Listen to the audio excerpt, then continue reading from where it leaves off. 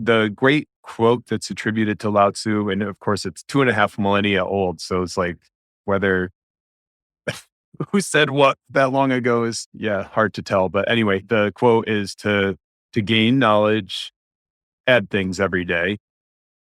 And then to gain wisdom, subtract things every day.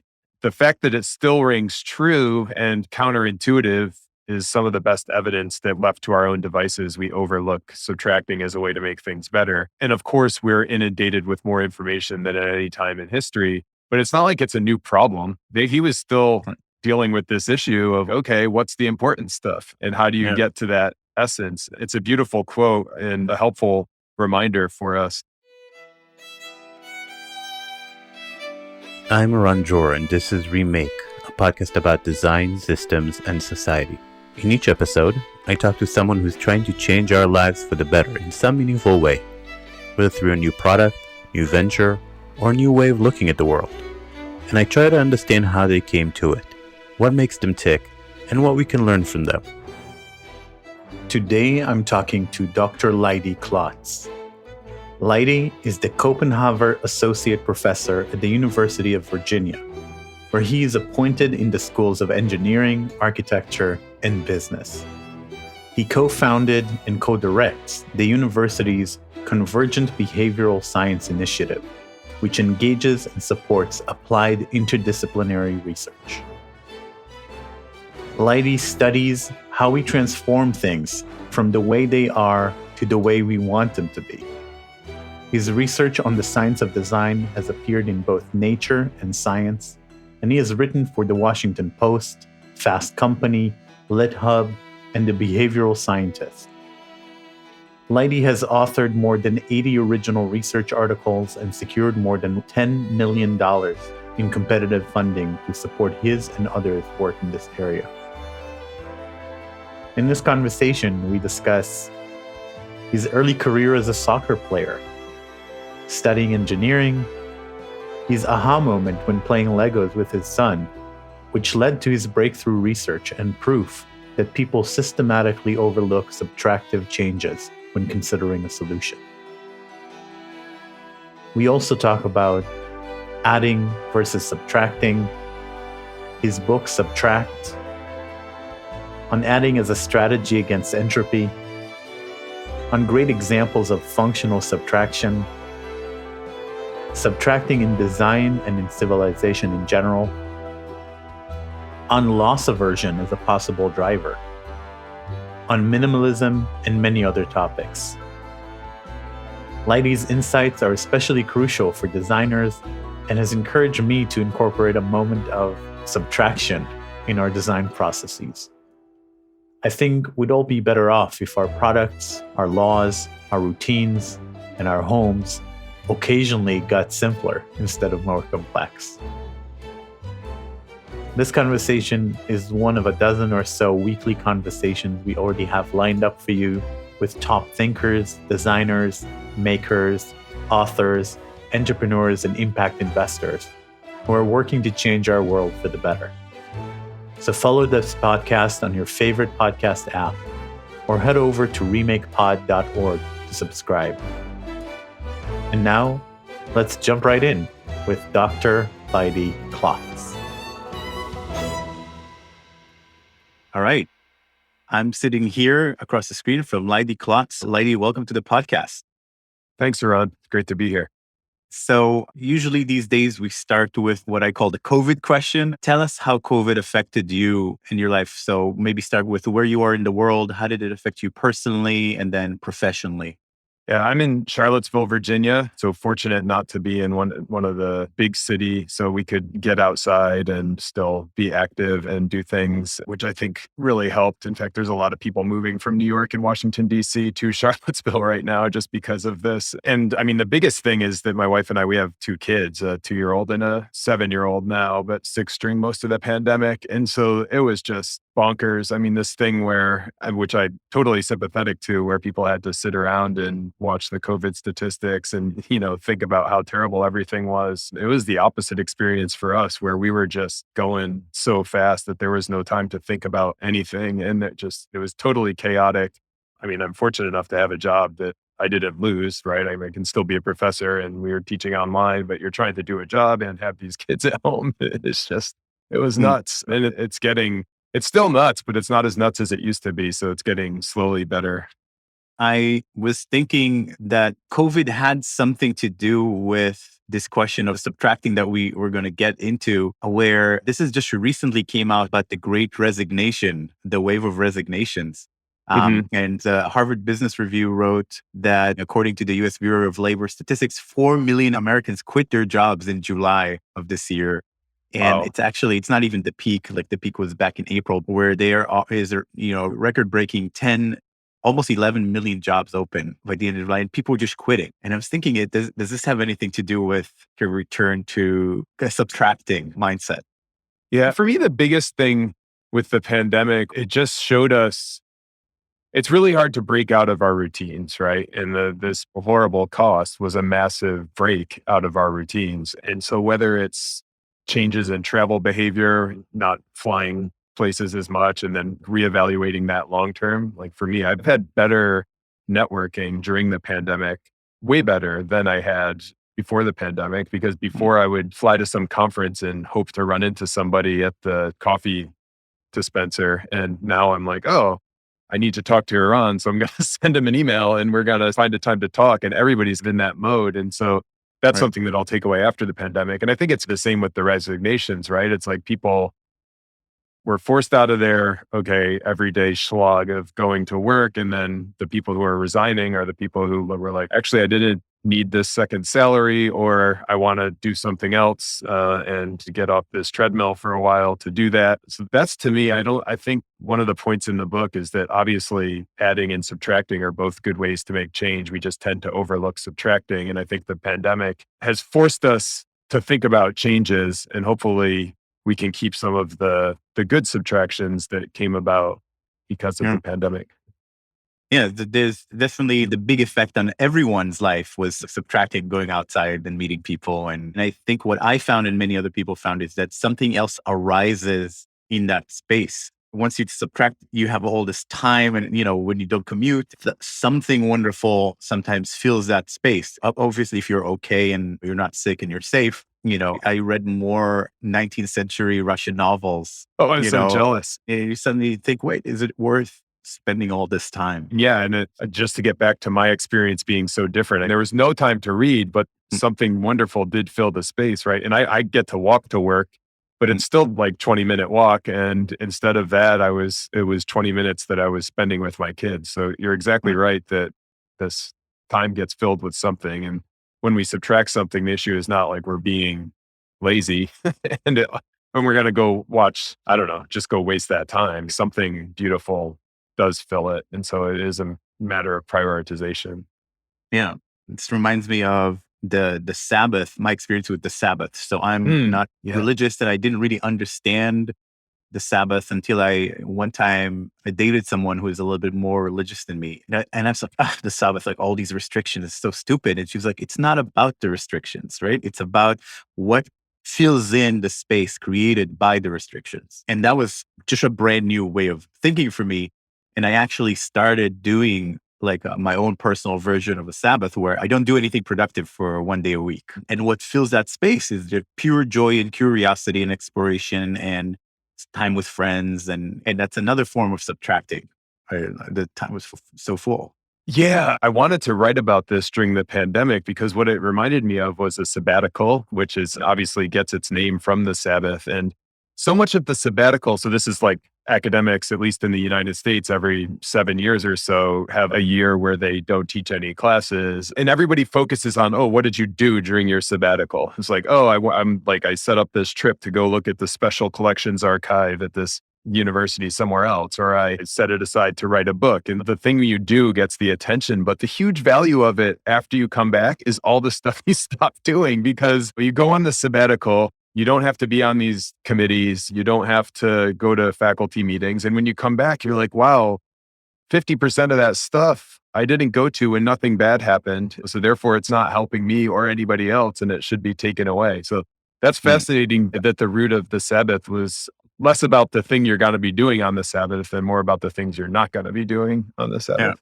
Yeah. Yeah. So I want to start the journey into kind of understanding your story through this opening question that we usually ask in the beginning, which is, what's something you learned early in life or in childhood that still drives you today, still with you today? That my actions can have an influence on systems around me. How did you learn that? I mean, I think that was the great lesson from playing soccer, and it's a very artificial environment that's created, right? Mm. But like I learned that if I practiced during the week, I could help my team win when we played on the weekend, which made people happy on my team anyway. And I just again, it was artificial, and I'm not under any illusions that like having our under 10 green soccer team beat the blue soccer team changed the world. But it did Mm.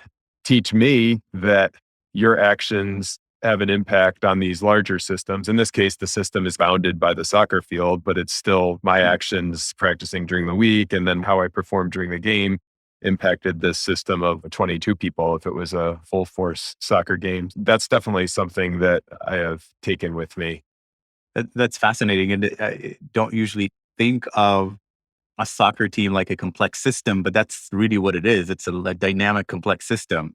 Yeah, my first book is Sustainability Through Soccer. And it was the whole premise is that people are like, what sustainability soccer? And it was really about like seeing systems through soccer. And yeah, so the soccer team is a complex system, a very simple complex system, but a complex system nonetheless, right? You can imagine how one kick in a 6-inch different direction changes the whole course of the game after that. It's fascinating Yeah. to think about. Yeah.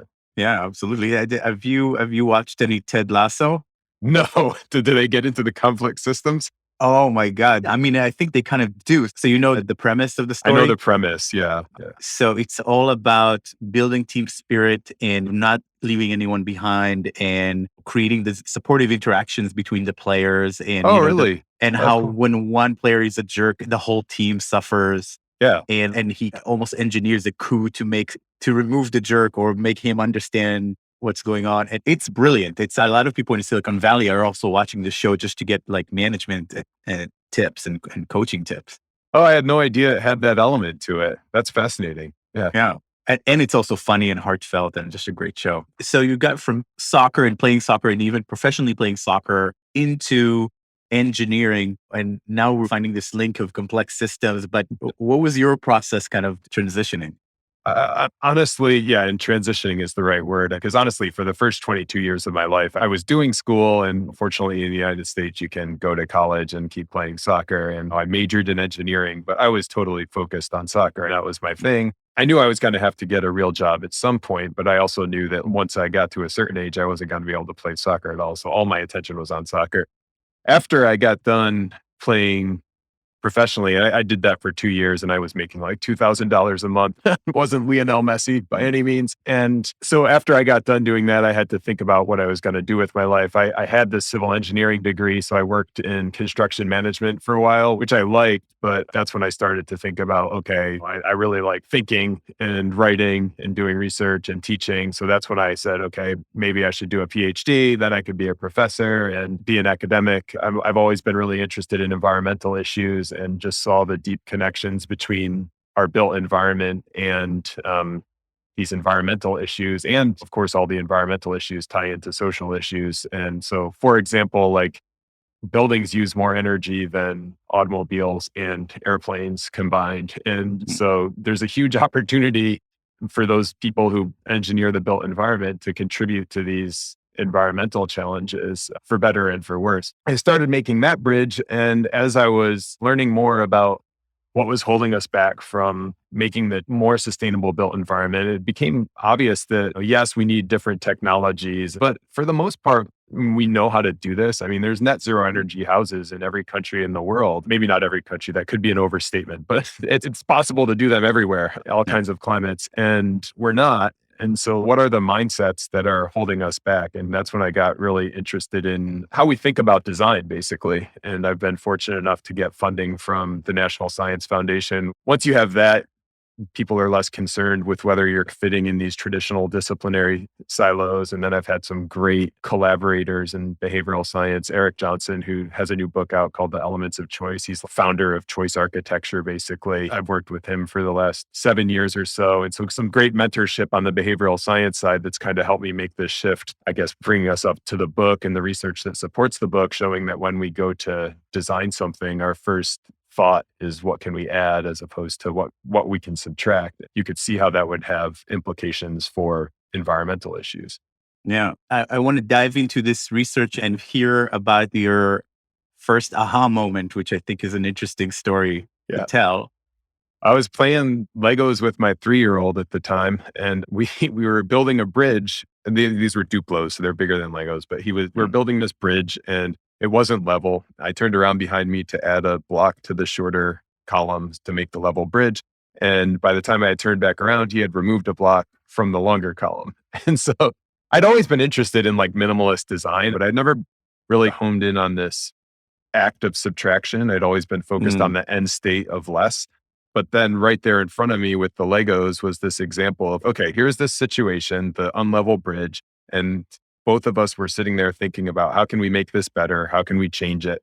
And why was my first instinct to add? When my son hadn't been there, I would have added and not even considered subtracting as an option. So that really was the aha moment. And it gave me a great tool to illustrate this idea to other people. One of my co-authors on the research paper is Gabe Adams, and she's like a brilliant psychologist here at the University of Virginia. And I'd been having these conversations with her, trying to tell her about these like design decisions that I was interested in. And she's polite, but pretty obvious she didn't think it was worth our time. And I brought her the Lego structure because I was carrying it around in my bag with me at that point. And to our next meeting, I was like, okay, solve this. And she's a genius. So I was like, okay, she's gonna, and I thought we've talked about this already. So I figured she was gonna subtract, but she added, and then she was like, oh, so what you're saying is why don't we subtract as a way to make things better? And then we were off and running on the research, and we brought in Ben Converse and Andy Hales, who are the other two co-authors, both really great psychology researchers, and started studying this to see if in fact people do overlook subtracting. And we did use some Lego studies, but we did studies in a lot of other ways too. And I think we probably spent over 10,000 hours worth of studies and basically came to the conclusion that what we all do, or what we tend to do, is very similar to what I had done in that moment playing with my son. Like we think of adding first. It's not a problem to think of something first, right? That's how our brain works. But then the problem comes when we think of adding first, it's good enough and we move on without even considering whether subtracting might have even been better. So the conclusion from all of this is that people systematically overlook the ability to do subtractive changes versus additive changes to solve the same problem or to improve a situation. The bridge, you could do both ways, right? It's not like it's worse to add, but our experiments, we got to the point where we're making these experiments that it was objectively wrong to add, so there was an example. My most convincing example, I think, is these grid patterns that we created where first of all, that nobody had worked with these grid patterns before. So you couldn't make the argument that like, oh, well, this is just something that happens with Legos because people are used to adding with Legos. The grid pattern, the challenge was to make it symmetrical from left to right and top to bottom. So you've got basically 4 blocks that you're trying to match up. And in one of the corners of the grid pattern, we would put extra marks. So the way to make it symmetrical was to either add marks to 3 corners or subtract marks from 1 corner. So it's obvious. And we said, do it in as few clicks possible. And even, some of these experiments, we offered monetary incentives for doing it the right way. And still more than half of people added in that situation when in theory, 0% should have. So it was not just causing people to think of adding and, oh, maybe this is an okay way to do it, but it was actually this tendency to add first and then move on was causing people to miss the right answer. So I read somewhere, I'm not sure if this is true or if it's scientifically backed, but that some people perceive sameness first and some people perceive difference first. And I've seen this experiment where you have 2 rectangles, same color, one standing, one lying down. And you show it to people. Oh, interesting. Yeah. And you say, do you notice anything about these 2 rectangles? And more than half of the people would say, you mean that they're the same shape and color. And then a smaller minority would say one is standing, one is lying down. And that's the first thing they notice. And Oh, so, cool. Yeah. have you seen anything like this? And do you think that it's something like that could be related? I don't know. So we tested this in different cultures. And Mm, again, no culture maps exactly onto noticing sameness and differences, but there is evidence that different cultures, some focus more on the system, whereas some focus more on the individual parts, for example. mm, So we tested this in Japan and Germany, and there was a little variation between Japan, Germany, and the United States, but not statistically significant. And the variation within the countries was actually more than the variation between the countries. I do think that mm, there's room for exploration of what are the factors that make some people good at this better than other people at this. We also looked at the data demographically. Again, this is a really blunt thing to do, but we mm, didn't see that like women were better than men at this or any age related things. One of the advantages of our research was that there were 18 different studies that ended up being in the paper. And so the grids, if you do think that the sameness and differentness on the grids, we had a Lego study where the right answer basically involved subtracting one block, the wrong answer involved adding 8 blocks, and it couldn't really be explained by the same different thing. But uh, I think it's really interesting, and I do think that there's tons of room for exploration of what makes people better and worse at this, because I think there's still really useful insights to find there. But I find this sort of intuitively fascinating and it feels intuitively important, but I would love to kind of make it explicit.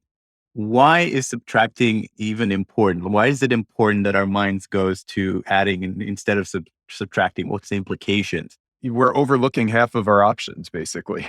That's the problem, right? Because we're systematically underusing one of the most basic ways to make change. That's the Mm, problem. And again, that's still pretty abstract, but I think that to me is the core issue. It's not that subtracting's better. Maybe subtracting isn't even better in half the cases. It could be less than that, but it's that we're not even considering this. And it's this fundamental option that we have anytime we go to change something from how it is to how we want it to be. And this mm, is a podcast about design. And there's, Herbert Simon, that was his definition of what design was. I know there's a lot of different definitions of design, but it's a pretty good one, right? Trying to take something and change it from how it is to how we want it to be. And that's this unifying thing that everybody's doing, whether you're a policymaker, whether you're designing products, whether you're an engineer designing bridges.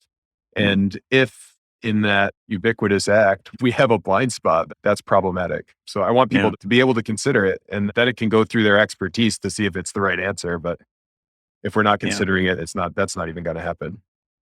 Yeah. No, it's absolutely right. But at the same time, so I was thinking before talking to you, and I think this instinct is something that goes really deep, partly because life itself is additive. The ecosystem is additive. When an ecosystem gets dramatically simpler, we see it as a tragedy, right? With like extinction. And when societies get simpler, we view it as a dark age, That's right? true. And in nature, there is this process of pruning that happens, but it's done by predators and disasters. It's not done by intentional action on your own self, right? Or on your own species, like when the ecosystem suddenly gets pruned. Yeah. What are your thoughts on that? The biology of subtracting.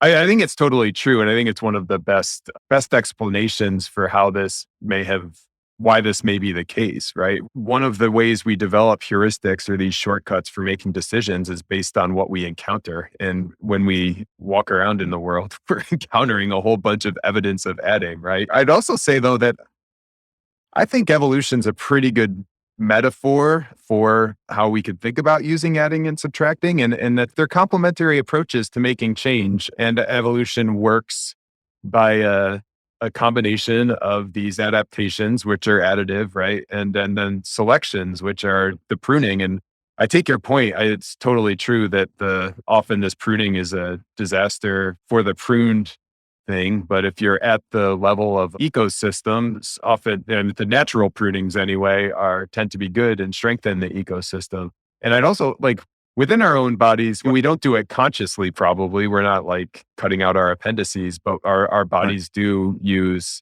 pruning some ways too. Like our brains, for example, when you sleep, one of the most useful things that happens is like these microglial cells basically prune unused synapses, and that allows the synapses that are being used to be strengthened. Yeah. So evolution does use both, but I do think that there are very biological reasons why this is happening. Also, if you think about just our innate desire to acquire food, right? That's helped us pass down our genes over generations. And when you think about, sure, humans deliberately stockpiling their pantry, that's a thoughtful act, but pack rats stockpiling nuts, that's not a thinking and planning act. That's just an instinct to stockpile stuff. So you can see that carrying over into like hoarding behavior.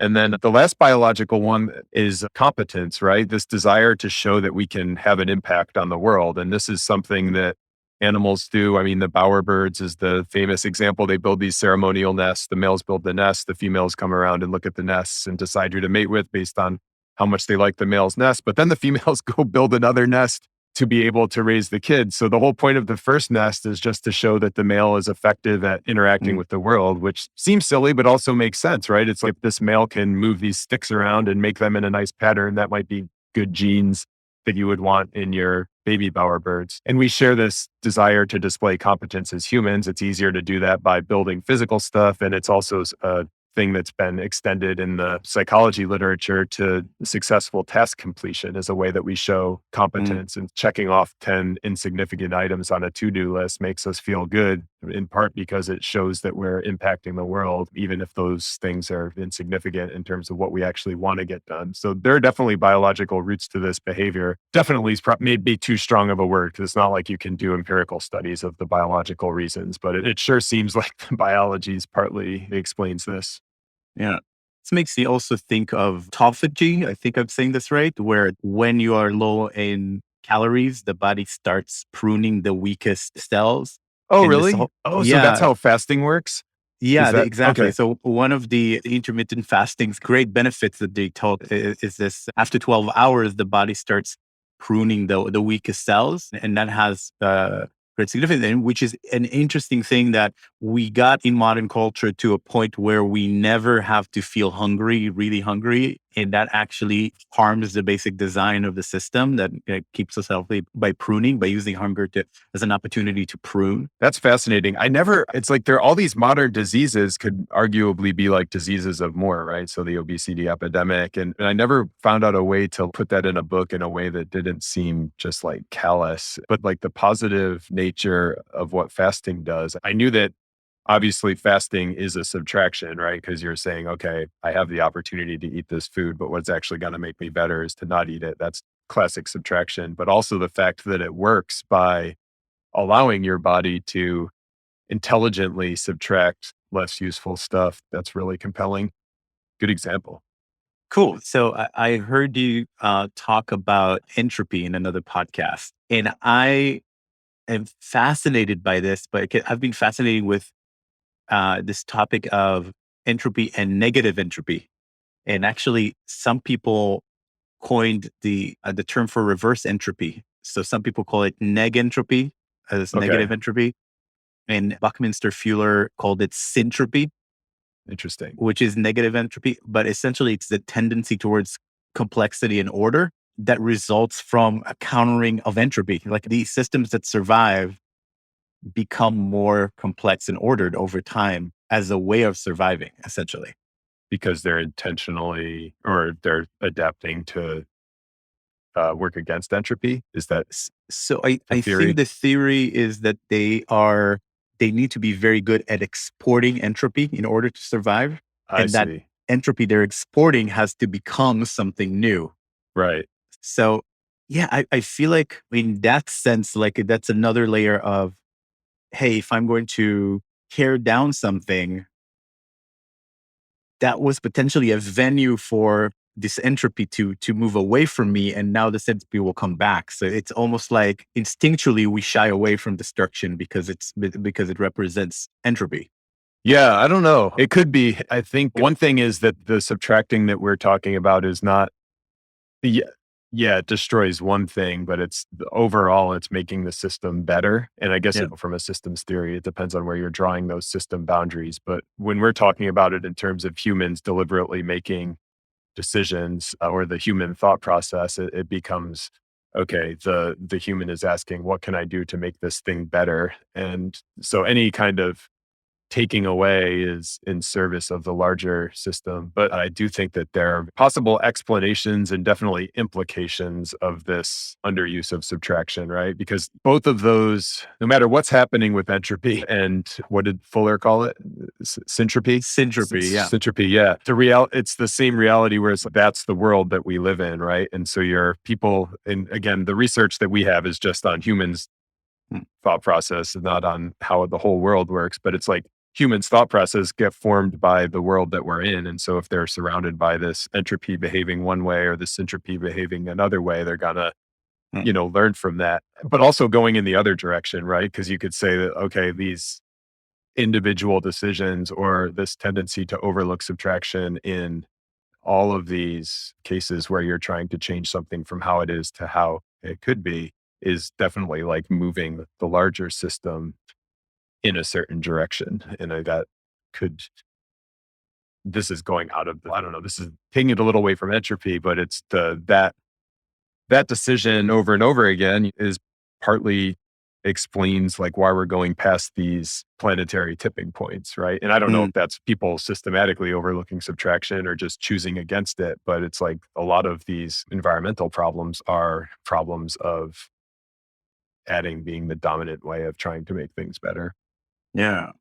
I And don't know. Does that satisfy I'd love to hear more on the entropy stuff. And I like, that's not my wheelhouse. So if you have more to say there, I'd love to hear it.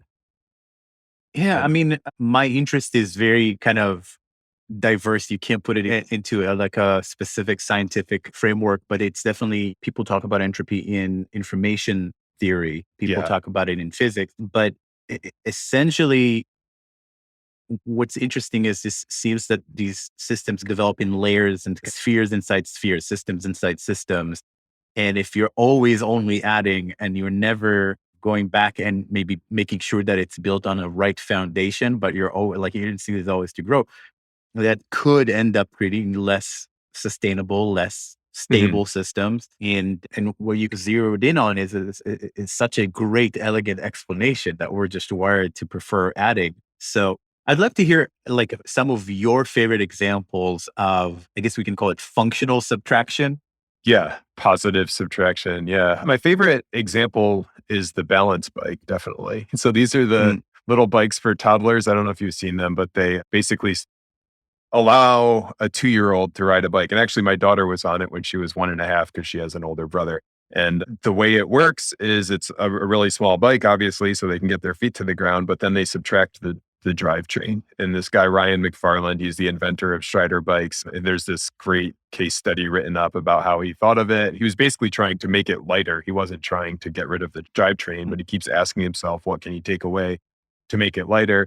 Eventually comes up with taking away the drivetrain.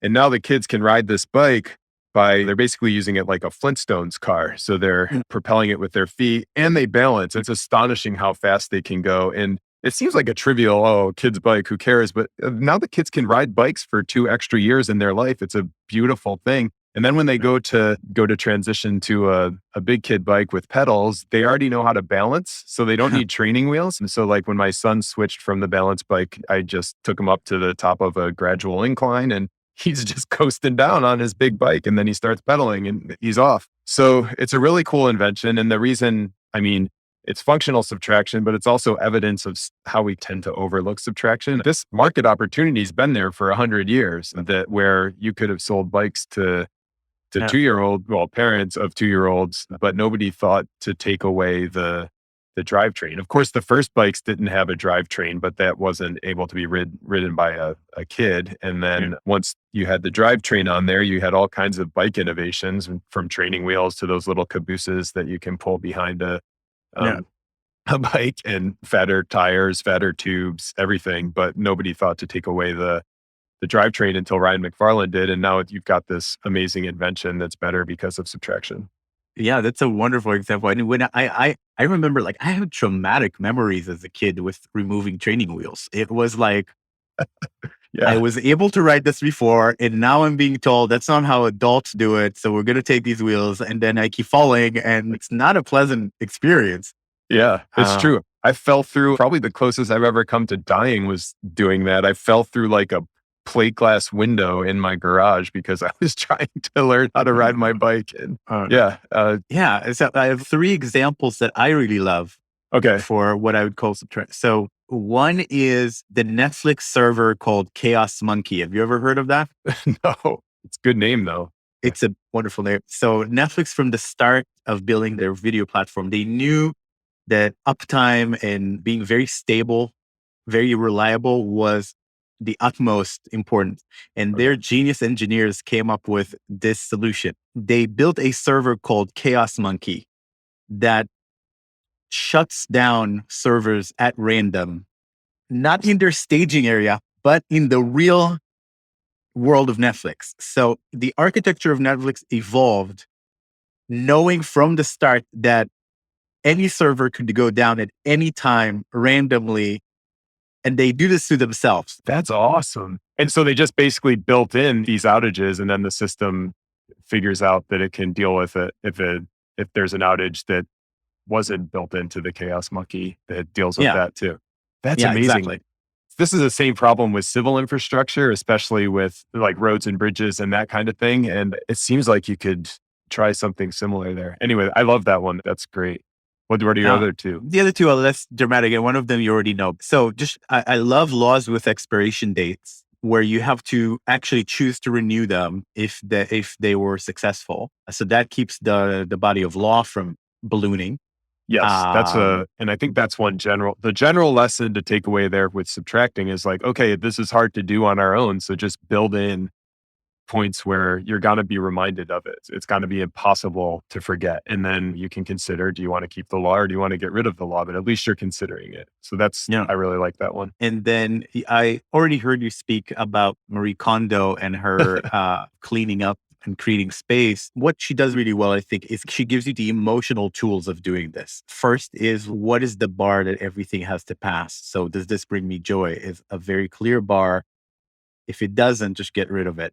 Hmm. And then she actually helps you say goodbye. So you say goodbye to the objects that you let go of and you thank them, and that helps you deal with that loss aversion that you also talk about. So I think there's a reason why her system is so successful. It's not that she knows something about organization that we don't know. It's that she's created a system to handle the emotional process. Yeah. And in a very specific context through thousands of trial and errors, I think. And she's adapted like what the science would say would be a good way to do it. And then the other thing she does is keep people very focused on the positive vision, right? She basically flips the loss aversion around, right? So if you don't Marie Kondo, you're going to lose your tidy living space that she challenges you to envision right from the beginning. There's some nice general lessons about the emotional piece from Miss Kondo.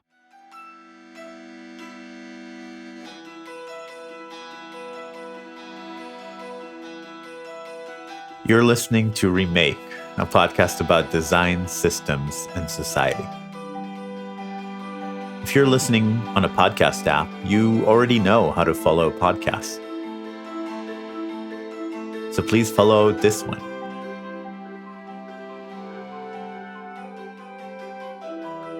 If you're listening in a browser, just go to remakepod.org to find links to all the major podcast players where you can follow our show.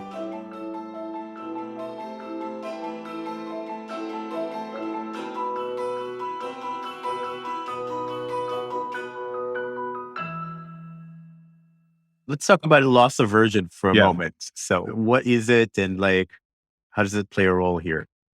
I mean, what we've been talking about all this whole time is not even thinking about taking away, right? But loss aversion is different. Loss aversion is, okay, you're presented with this option of taking something away, or you think of taking something away, and it's hard. And Kahneman and Tversky's research deservedly won a Nobel Prize, and they've got a whole body of work in addition to loss aversion, but loss aversion is one of the most kind of basic things that they found, shows that we're generally more disappointed to lose something as we are happy to gain something of the same value.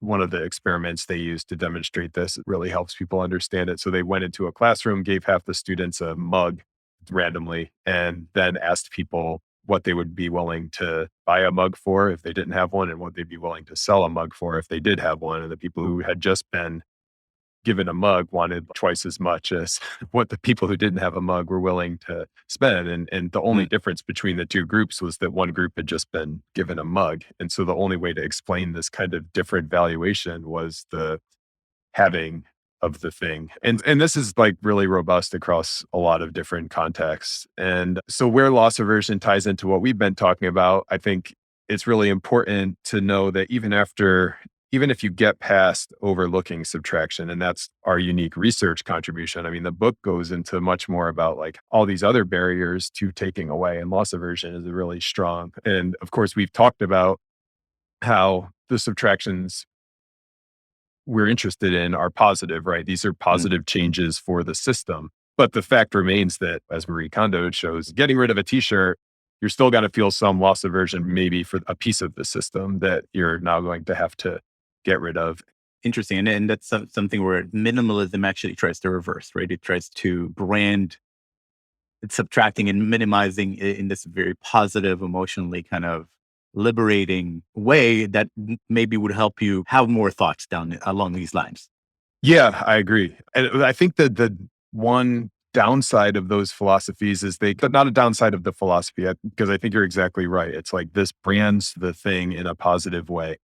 But you could conflate minimalism with just the end state. And I think that's maybe one of the reasons why we haven't subtracted as much, right? Because you think, oh, like minimalism, that's just about not having a bunch of stuff in your house. And you can do that by just not acquiring stuff. But really, in most of these challenges, we're too busy. We need to take away some things. And I think that oftentimes, like minimalism, it gets focused on the end state and distracts us a little bit from the harder actions to get there. Because one of the reasons it seems we haven't achieved minimalism is because it's harder. It's harder to think of. That's what our research showed, where it's not that people can't think of subtracting. It's just not their first thought. So to think of subtracting, you have to think more. To pull off subtracting unintentionally, these philosophies like minimalism can make it seem like this has got to be easy. And I think it's exactly the opposite. It's in fact harder than just continuing to add as our default state. Subtracting, you've got to fight against it. Yeah. So I want to get into all these topics with subtracting in design. But before we go there, I want to kind of show the impact on a civilizational level. You talk about the civilization like acting as a loop with subtracting and adding. I would love to hear kind of how you see these topics on a civilizational level.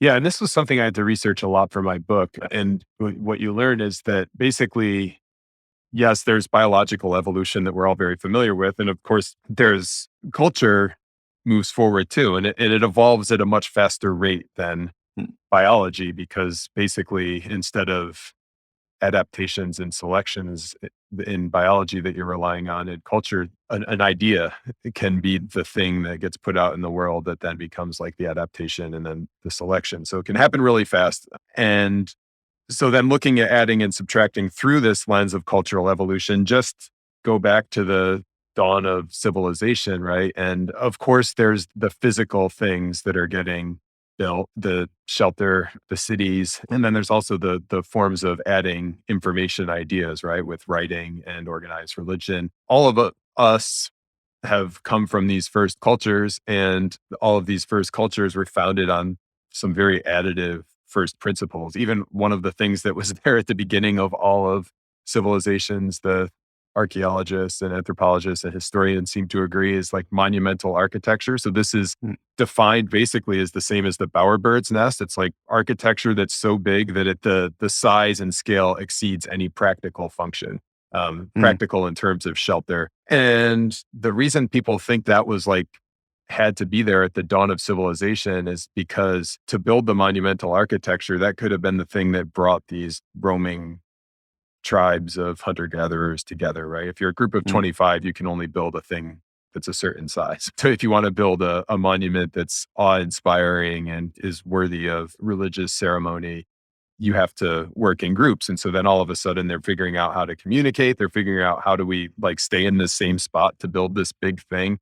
So now we need to have farming. And so even this very like elaborate form of adding and very physical form of adding was there at the beginning of all of these civilizations. And then another basic thing with cultural evolution is that civilizations that expanded are the ones that became us, right? When the Roman Empire overtakes a band of hunter gatherers, it becomes part of the Roman Empire. And then here we are. So there's that part that's very additive in the culture. And then the last thing is just, we've talked about it a little bit already, but the culture that we move around in, right? And we've got all these examples around us of how adding has been good for society. I'm not denying that it's been good for society. So like, here's this city that helped us make progress. Here's this language that helped us make progress. Here's this book that has changed the world. And what's not around is as much evidence of the subtractions that have helped us. And I'd also point out that just from a cultural evolution standpoint, this is one of the ways you could imagine that adding may just have been better, right? It is a helpful mental shortcut to think of adding first when you don't have any shelter, when you don't have any food, when you don't have any of these things. And then as we move more into, as more of us are fortunate to live in a world of abundance, now we need our other way for making positive change. Yeah. One thought that came to mind here is Yuval Noah Harari speaks of part of the way that humans took over is actually through setting fires to whole forests to clear out the whole ecosystem. So that's a kind of subtracting. Beavers do that too, right? One of the reasons that beavers build dams, it's, partly shelter, but it also like changes the ecosystem to make it more conducive to them and not other species. So that like niche construction is, that's fascinating. I don't think it made it into my book. I think it's in my excerpts file. Yeah. Another thing that comes to mind is people talk and study about technology and the technium or how technology evolves. And I wish I remember where, but someone went out and tried to find extinct technologies and they couldn't. So essentially every technology that was ever invented is still used somewhere by someone. Like they couldn't find, like the candle, That's crazy. Yeah. Which means that we're only adding technologies and never getting rid of them in some way.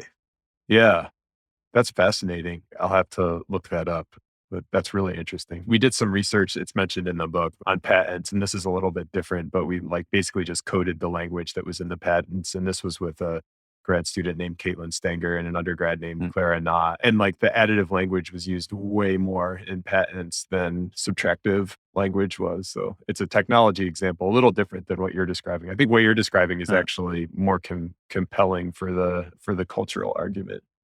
Yeah. Can you even make a patent about taking something away? Can you be like, this is a patent. You take this thing, but you just remove part of it.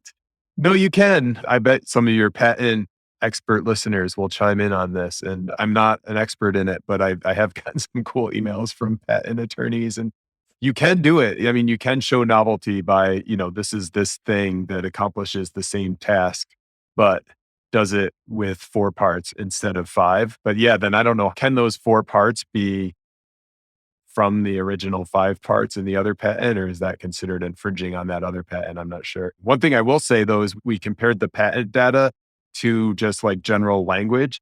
And this was something we thought of after we had collected the data, and we're like, oh man, this was stupid. We should have done this from the outset, because we were figuring, maybe just general language uses these words with this different frequency.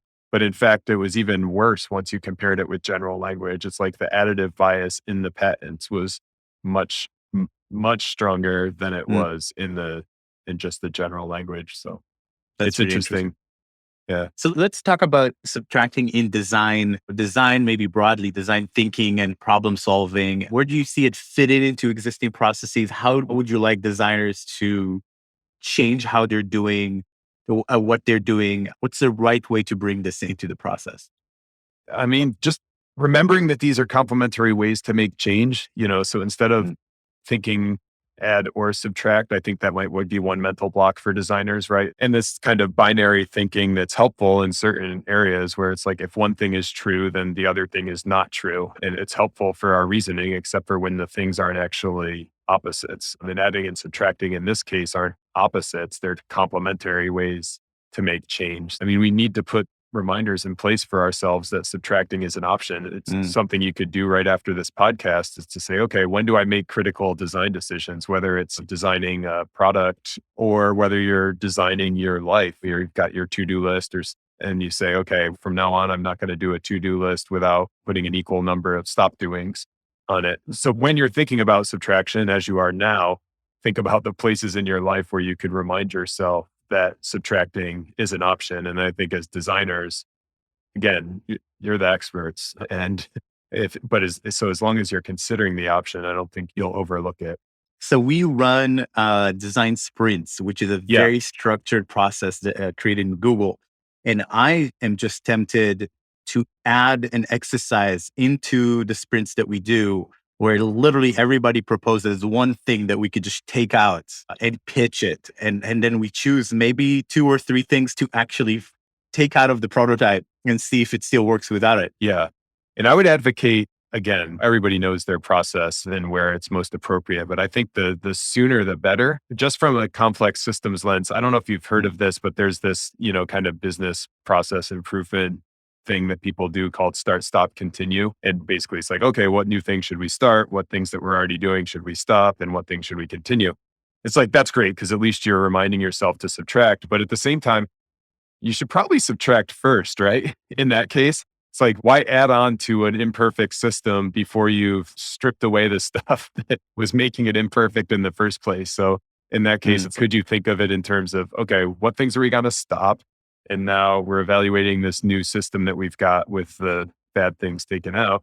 Now think about what we can start, what we continue. So that's an illustration of, I think, the general point that as you're designing, timing is everything, right? These early stage decisions are vital. And once you're 10 steps in, you could be doing incremental subtractions when if you were doing it at the first step, you could have, totally changed the entire product. Maybe even like going back to your example, what was it? Chaos Monkey. And that one, the subtraction seems like that's pretty central to the essence of what that thing is. So it seems like it came pretty early in their thinking.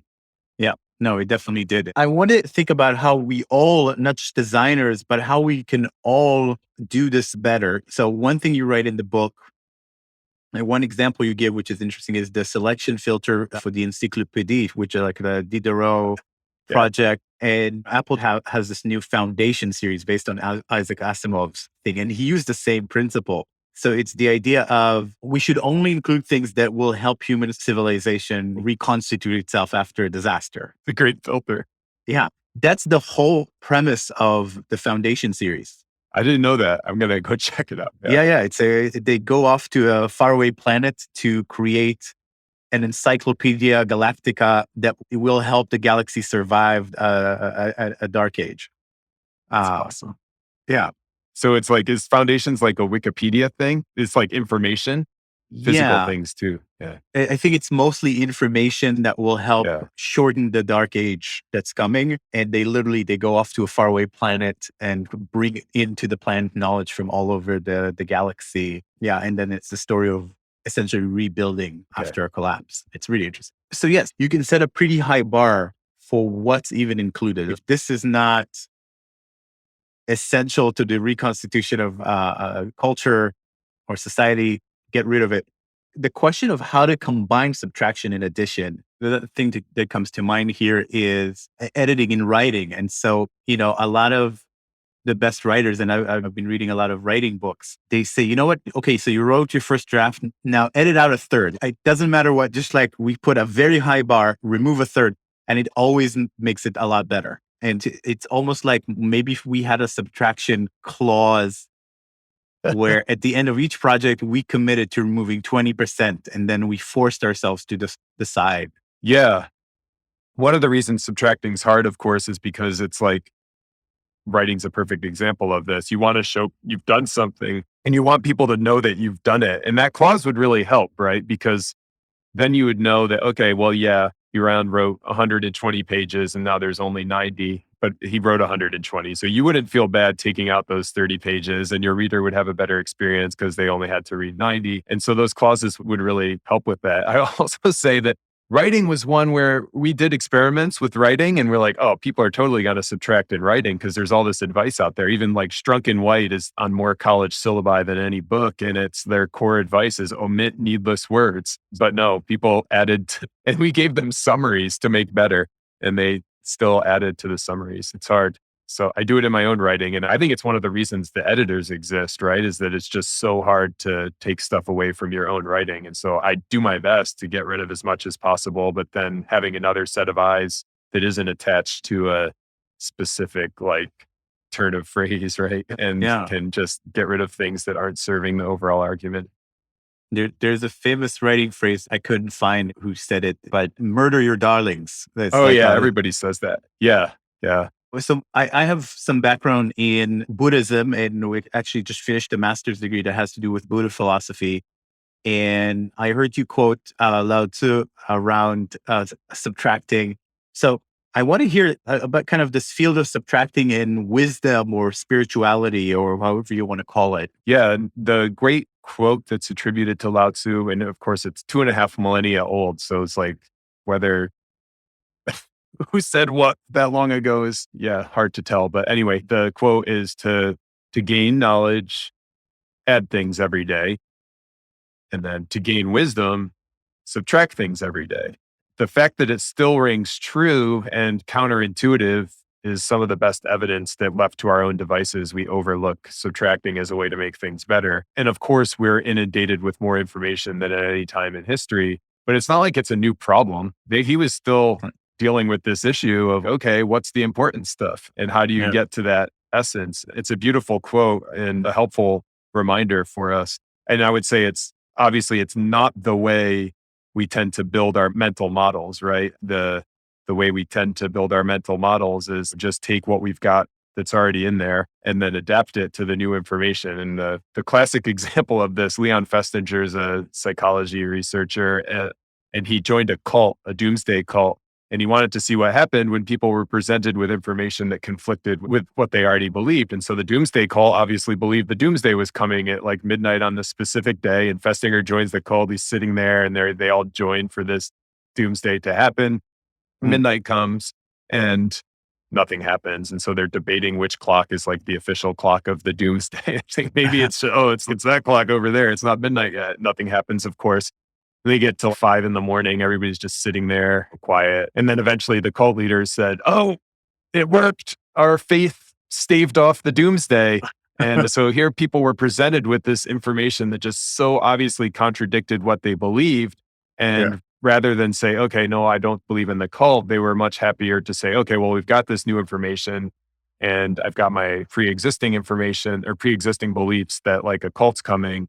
And so then the explanation that they had fended it off made sense to them. And you can laugh at cult members, but we all do this. I remember the story I use in the book with my son who believes in Santa Claus, and he got a Lego set for Christmas from Santa Claus, and he was like all confused. And why are you confused? He said, well, thought Santa only had, his elves just have like wood and stuff. So how could he have done the Legos? And I said, oh, for plastics and like fancy stuff like this, he contracts directly with Amazon. And my son was like, oh, perfect. Great. And so again, it's easier to shift your existing beliefs based on the new information than to subtract them entirely, even though in maybe the Santa Claus one, we want to keep that belief as long as possible. But the cult one, it certainly would be better to subtract the wrong pre-existing belief. So anyway, that's Lao Tzu's wisdom, and then it's still hard to do.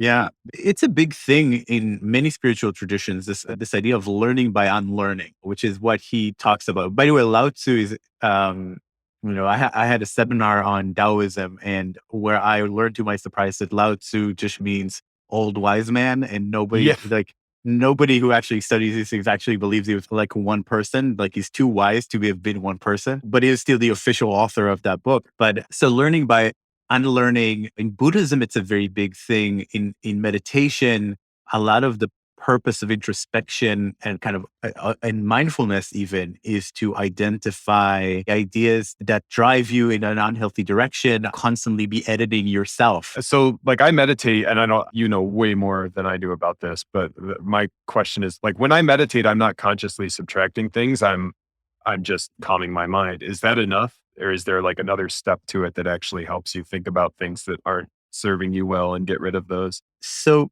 I think that the way they structured it, or that the Buddha structured it, if he was a historical figure, which seems more likely than Lao Tzu, is Really? that yeah, the Buddha. There's enough kind of evidence that there was probably a person. But in terms of the way this is structured, it's very gentle.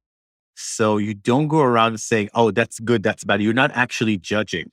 You're not supposed to be reacting, but you are building the separation from what's going on and an awareness of everything that's going on.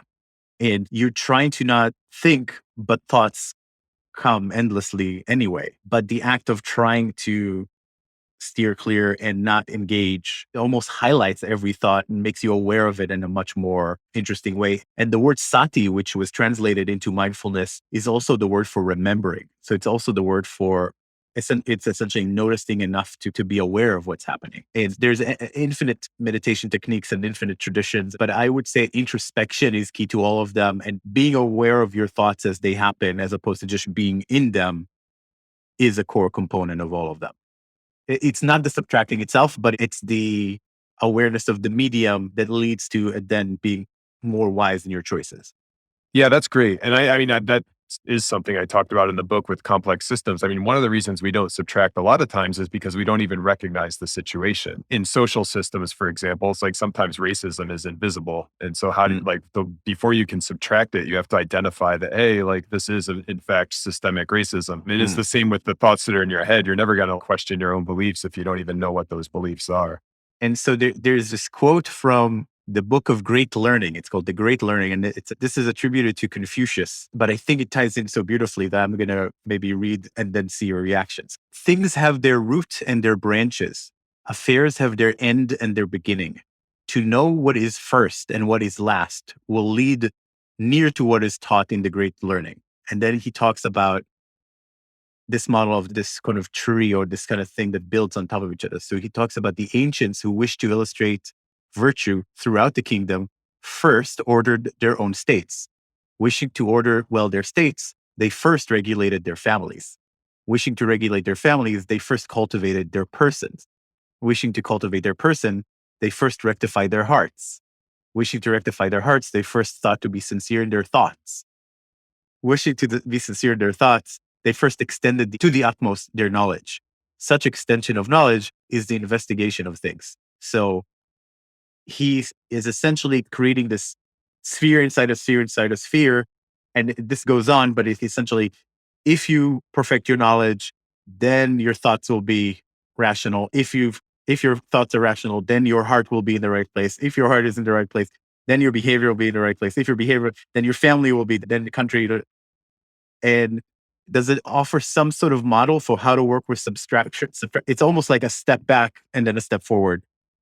Yeah. And also just like talks about it's really maps almost exactly to how people think about behavior change in general, right? It's like that this happens at a bunch of different levels. And of course there's interplay. The society that you're living in shapes the knowledge that you have just as much as the knowledge that you have shapes the society that you're living in, but that this is a tool that can be used at all of those levels. That quote is a really good justification for why anybody studies thought processes, right? Is there another specific one to, subtracting as a way to make them better that Confucius was getting at there, do you think? I think that there's an implication that if you have trouble at a certain level, sometimes the source of it is at the previous level.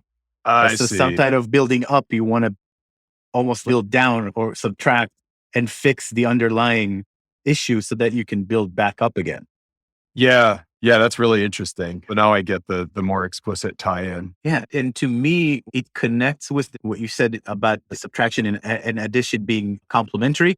And then the question is, when do I use which? Right. And so one answer could be, if you've got a really solid basis, you can build on top of it. But if the basis is shaky, you might have to reform it or subtract some parts of it before you can build up. And that brings me back to your bridge, which was, she did not have a solid foundation. Yeah, Uh, that's great. And I think that's a little problematic too, because this is a heuristic, right? So it's a mental shortcut that we're going right to adding. And all of these mental shortcuts we're more likely to use the less we think, right? So I don't think this is the case for every situation where the foundation's unstable, but where we're like mentally unstable, right? So like mentally unstable in the case of I've got a newborn, for example. I don't have a newborn right now, but when I had a newborn, I'm sleep deprived. I don't have a lot of time to think. I'm not on a solid like personal knowledge like, foundation. And so then the decisions I'm making, I'm even more likely to add there. I'm not likely to think about like, okay, what can I do to simplify my life? This is the time when we need it most, mm, subtracting, when things aren't stable. Um, but it also seems like in cases, especially when it comes to like cognitive overload, we're going to be even less likely to use it in those cases because we're more likely to rely on these default heuristics. yeah, that's so interesting. And it helps explain so much. The example that comes to mind is you say that your marriage is not stable and you think, oh, maybe having a kid will solve it. Yeah, Right. And then yeah, what we kind of would like to exactly. say to people, no, go back to the foundation, either fix the relationship or have a relationship that's stable and then have a kid.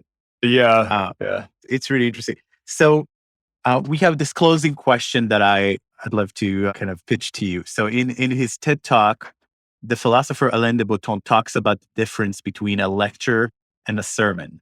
A lecture being the modern secular way of doing things, giving you a little bit of information and you can make up your own mind. And a sermon, which he claims is something that we're missing, is like this more urgent plea to change someone's life. This is really going to take you to a better place. So if I had to give you a little stage to make a very short sermon to anyone who's trying to make the world better in some way, makers, designers, activists, anyone who's trying to approach and improve society, what is one thing that you'd really like them to do or to think? Stop overlooking subtraction. That's the sermon. Stop overlooking it. And then if you want something specific, don't watch TV anymore. That's a specific subtraction. Don't watch TV anymore. So I would love to hear more about that. We started this conversation with, hey, when you find time somewhere, when you subtract some activity, something else has got to fill up that time. And I think in 90% of the time when you subtract TV, it gets filled with something that's more valuable for the world than watching TV. 90% of the time. I'm still going to check out Ted Hmm. Lasso. Nice. Yeah. I do think Ted Lasso is an exception. So thank you so much, Leidy. This was a wonderful conversation. I appreciate your time. Yeah, I appreciate your time and thought too, Yaron. I learned a lot, so I appreciate it. All right, that's it for today. If you enjoyed the podcast and would like to support it, please consider writing a 5-star review in Apple's podcast app or wherever you're listening.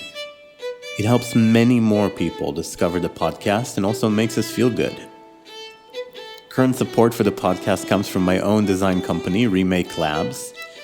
We run design sprints all over the world, and our goal is to improve outcomes, whether in business or various organizations, through repeated and rapid design interventions. Now, until next time, be well, everyone. See you next week on Remake.